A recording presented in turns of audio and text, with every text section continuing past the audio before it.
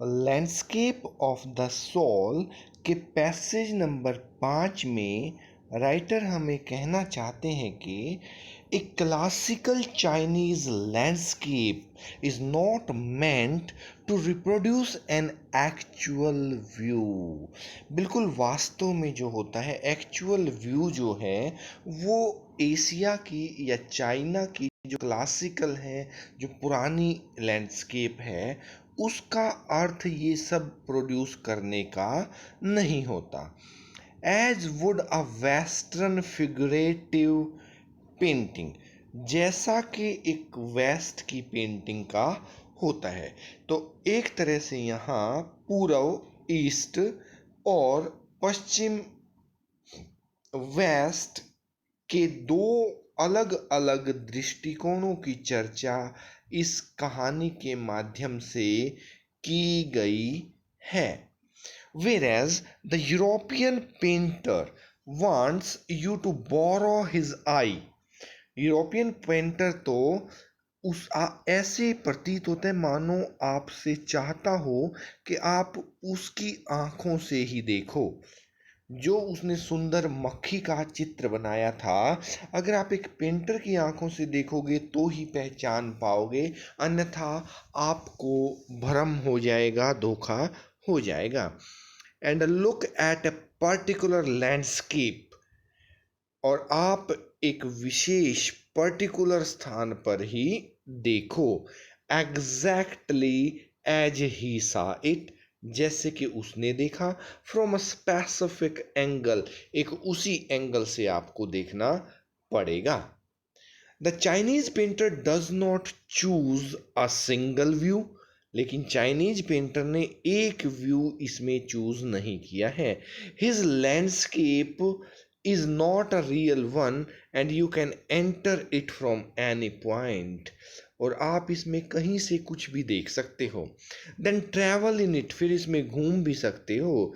The artist creates a path for your eyes, और यहाँ artist ने आपकी आंखों के लिए एक रास्ता भी बनाया है।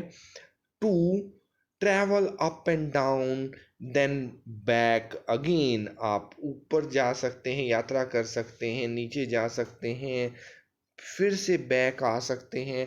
इन अ लेजरली मूवमेंट, किसी भी आराम से मूवमेंट करते हुए आप वास्तविक सुंदरता का नज़ारा ले सकते हैं। This is even more true in the case of the horizontal, और हॉरिजॉन्टल होता है अक्षैतिज के समान। जैसे हम मैथ में भी एक्स और वाई दो एक्सिस लेते हैं, तो ये हॉरिजॉन्टल होता है जो अक्षैतिज के समानांतर चलता है। Case of the horizontal scroll in which the action of slowly opening one section of the painting, then rolling it up to move on to the other, adds a dimension of time which is unknown in any other form of painting. Horizontal के साथ जब time का axis भी जुड़ जाता है तो वो कहीं और आपको देखने को नहीं मिलता है। क्वेश्चन आंसर्स देख लेते हैं। फर्स्ट क्वेश्चन है, what is a classical Chinese landscape not meant to reproduce. बिल्कुल पहली लाइन में है, not meant to reproduce an actual view. सिर्फ ये 3 अक्षर आपने ऐड करने हैं। सेकंड क्वेश्चन देखिए, what does the European painter want you to do. European क्या चाहता है, ये यूरोपियन का आ गया। wants you to borrow his eyes and look at a particular point. Third question देखिए, what does the Chinese artist create, Chinese artist ने क्या create किया है। तो देखिए ये रहा क्रिएट करने का, जो चाइनीज आर्टिस्ट है, creates a path for your eyes. यहाँ तक का हम आंसर ले सकते हैं, चाहे तो आगे भी एक्सटेंड कर सकते हैं। What does the horizontal scroll add.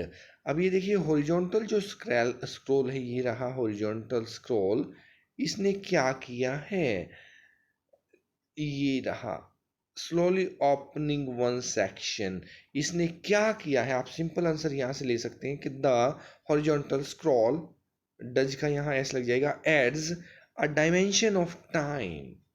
इतना आंसर भी ठीक है और इस लाइन को हम लास्ट तक भी ले सकते हैं। अब find words in the passage which have the same meaning as particular. अब पर्टिकुलर का देखिए यहाँ पर आया था स्पेसिफिक। स्पेसिफिक पर्टिकुलर दोनों का अर्थ है विशेष, एक विशेष दृष्टिकोण से हमें देखना पड़ता है। दूसरा जो हम देखना है एस्पेक्ट। एस्पेक्ट का अभिप्राय यहाँ पर क्या है? पॉइंट ऑफ व्यू इसमें कहीं आया था, वो भी एस्पेक्ट है, दृष्टिकोण है, एक तरीका है।